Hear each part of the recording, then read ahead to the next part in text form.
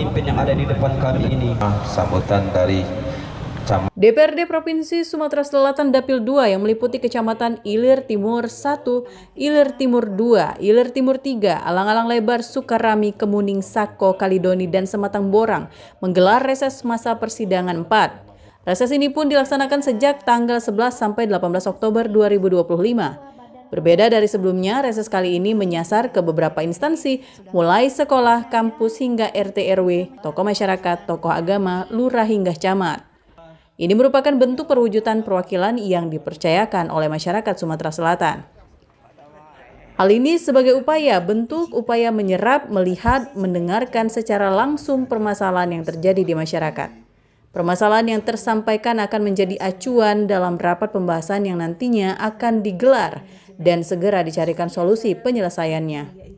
Adapun aspirasi yang tersampaikan yakni di bidang kesehatan, yakni keinginan agar pemerintah fokus dalam memberikan pelayanan yang baik di bidang kesehatan dan untuk perbaikan infrastruktur mulai dari jalan, lampu jalan, saluran drainase selalu menjadi topik hangat yang ada di tiap kecamatan, dan untuk di dunia pendidikan masyarakat menginginkan adanya penambahan sekolah maupun fasilitas pendidikan lainnya.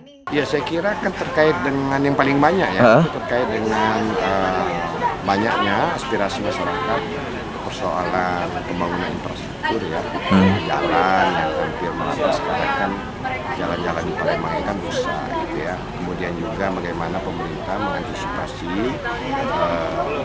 mengendalikan banjir ketika intensitas hujannya kan tinggi, kan hampir merata di wilayah Palembang ini. Saya kira ketika curah hujan tinggi ini kan rawan banjir.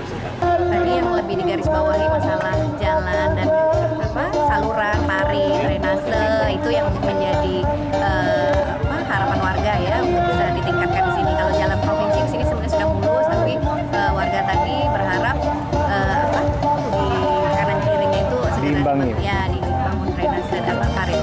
Terkait PDAM tadi seperti apa mungkin? Ya, PDAM tadi kita lihat sepertinya sedang dibangun ya untuk bisa, karena kan pertumbuhan wilayah ini kan penduduknya semakin nambah, pelanggan semakin banyak, sedangkan kapasitas sedikit. Nah, untuk itu tadi infonya sedang dibangun di Selincah ya katanya, di Selincah atau di Selais ya, di Selincah. Nah, mungkin harapannya kita menunggu itu, kalau tampungannya nanti lebih banyak sekarang bisa disalurkan ke pelanggan-pelanggan di.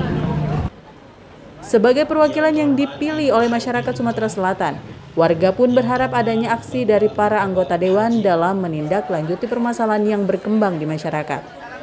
Dari Palembang, Sumatera Selatan, Erwin Setiawan, iNews melaporkan.